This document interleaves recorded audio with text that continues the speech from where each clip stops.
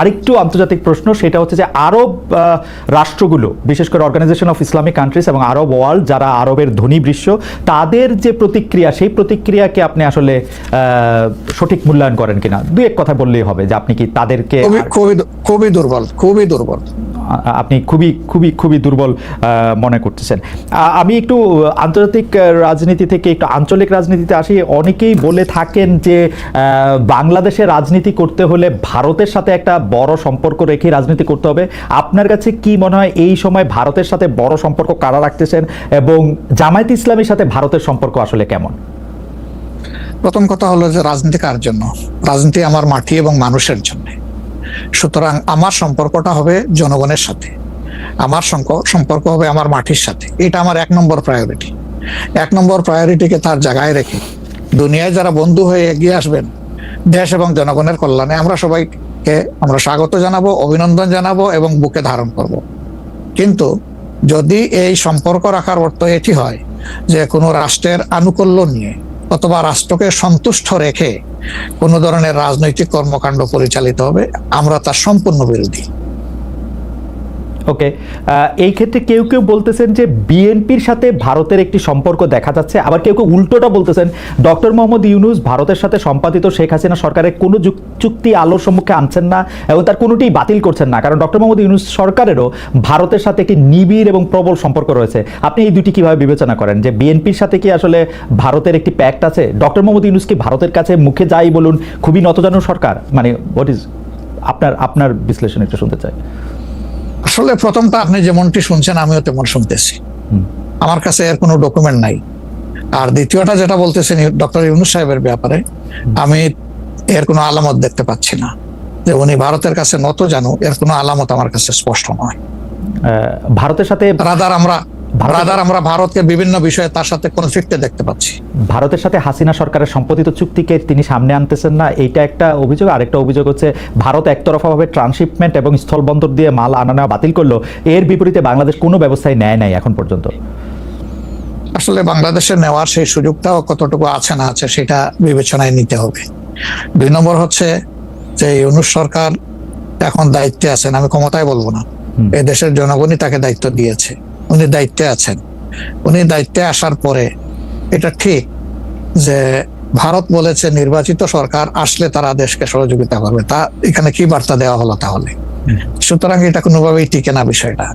আর এই সরকারের অনেকগুলা প্রায়োরিটি আছে।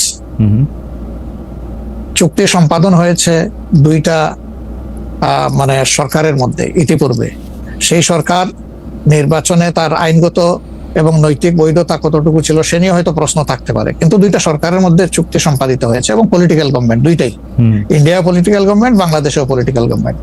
এই ধরনের কিছু ম্যাটার আছে যেগুলো আসলে পলিটিক্যাল গভর্নমেন্টকেই রিজলভ করতে হবে। যেমন কিছুদিন আগে আপনারা মানবিক করিডোর নামে একটা বিষয়ের কথা শুনেছেন, আমরা কিন্তু A to Z বলেছি নো, এটাই সরকারের ফাংশন হওয়া উচিত। এরপরে পোর্ট হ্যান্ডলিং এর ব্যাপারেও কথা এসেছে, সেখানেও আমরা বলেছি যে এইটাও এত বড় বিষয়ে সরকারের হাত দেওয়া উচিত হবে না, এই ব্যাপারে আমাদের অবস্থান স্পষ্ট। সুতরাং তারা আরো যে প্রায়োরিটি গুলো আছে, বিশেষ করে কিছু বেসিক রিফরমেশন না করলে আগামীতে একটা গুড গভর্নেন্সের জন্য একটা গুড সরকার গঠন করা সম্ভব হবে না, একটা ভালো ইলেকশন হবে না, এই বিষয়গুলোকেই এখন মূলত প্রাধান্য দেওয়া হচ্ছে। দুটি বিষয়, রাষ্ট্রের দুটি স্তম্ভ সম্পর্কে আপনাকে প্রশ্ন করব। আপনি এখন এই মুহূর্তে বা গত 10 মাস 11 মাসের ডক্টর ইউনূস সরকারের শাসনে আপনার কাছে বিচার বিভাগকে যথেষ্ট স্বাধীন এবং সকর্মক মনে হয় কিনা? আরেকটি বিষয় ফ্রিডম অফ প্রেস। আমি যথেষ্ট স্বাধীন মনে করি না।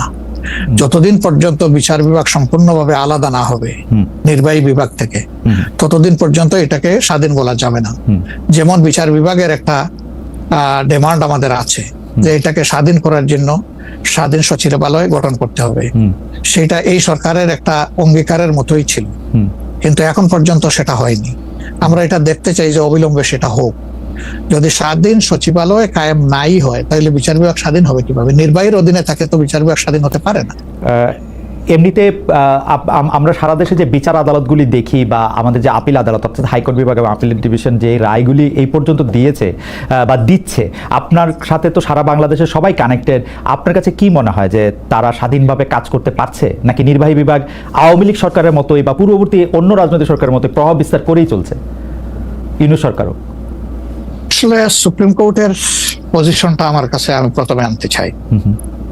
এখন যিনি প্রধান বিচারপতির দায়িত্বে আছেন, তাকে তার পারফরমেন্সকে আমরা যতটুকু পর্যবেক্ষণ করার সুযোগ পেয়েছি, আমাদের মনে হয়েছে তিনি তার বিবেক এবং তার স্বাধীন চেতা মানসিকতার জায়গা থেকেই তিনি পারফর্ম করছেন।